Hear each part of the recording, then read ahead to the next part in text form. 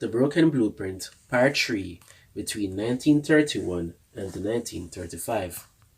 1933, the F.C. Gilbert article. In the midst of the furor over accreditation, in 1933, Elder F.C. Gilbert, 1867 to 1946, a converted Jew and General Conference officer, wrote an article for Ministry magazine entitled, Why the Jews Rejected Christ. A spirit of friendship developed between the Greeks and the Jews. An arrangement was entered into that allowed a large number of rabbis from Jerusalem to go to Alexandria and translate the writings of the Jewish scriptures into the Greek language. It was also suggested by the Greeks that the Jews send their talented young men to Alexandria for training in the sciences and the learning of the Greeks. Many of the elders of Israel feared the results of such a course. They counseled the young men against such a procedure. These young men, in turn, argued that it would be an advantage for strong, thoughtful, vigorous young men to enter the schools of the Greeks, as they might influence the philosophers and Greek scholars to see the beauty of the Jewish religion. Many of Israel's influential men yielded to Greek insistence. They were encouraged to believe that the synagogues where the children were taught their religion would not be interfered with. The former said that God would help their young men be true to their religion, and the training schools of every Jewry would have a better standing in the eyes of the nations. Gradually, the Jewish schools came to confer degrees upon their graduates. There was the Rav or Rabbi, the Tana, the Goyon, the Sadi, and the Rabban. It was thought necessary for the graduates of the rabbinical schools to show the marks of rank by wearing different clothing. The man with a degree must wear a particular gown and cap.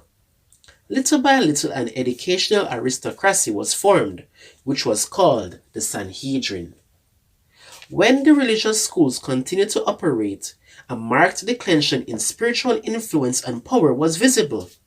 Year by year, the Word of God was studied less, as the courses of studies based on culture and philosophy increased. The curriculum of the rabbinical schools was increased towards intellectualism. As the years became exalted and God was less thought of, the rabbi was extolled, the unschooled depreciated. Piety gradually diminished as form and ceremony increased. F.C. Gilbert, Why the Jews Rejected Christ, Ministry, 1933. 1933. Megan's Letter to Moffat. Not only had Loma become an obedient dog on a leash, soon more leashes would be fastened to the colors of our other colleges, or else. In the spring of 1933, Elder W.C. Moffat, president of Washington Missionary College, wrote to Megan to find out why their pre-medical students may not be admitted at Loma Linda. On June 12, Megan explained the matter to him.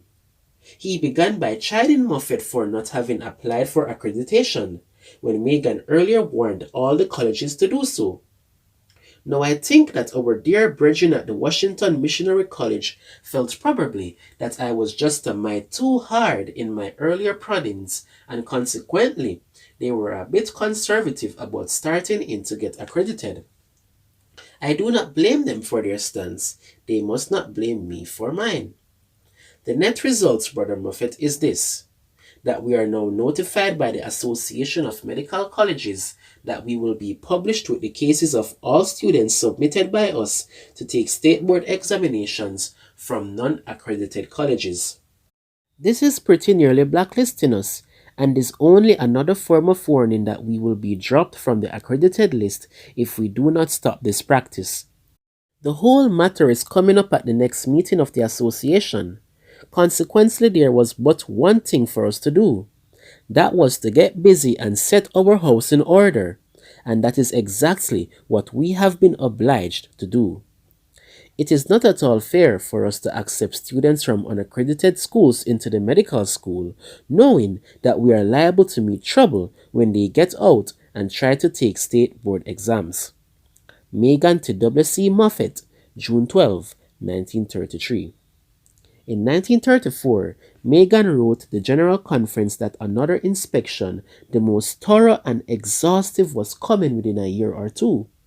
It would be the most rigorous, far-reaching survey ever undertaken.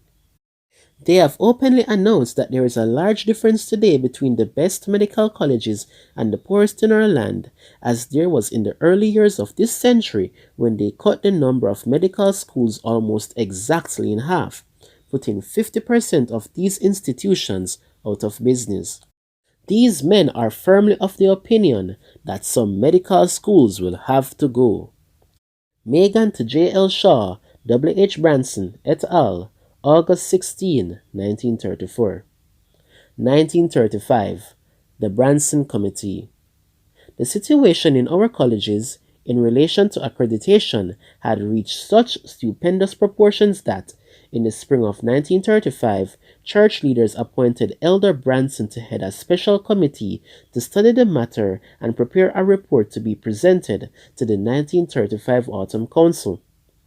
W. H. Branson, 1887 to 1961, was, at that time, head of the North American Division, 1930 to 1938. Later he would serve as General Conference President, 1950 to 1954. Although a very good man, Elder Branson was caught in the midst of an increasing storm of demands for worldly affiliation.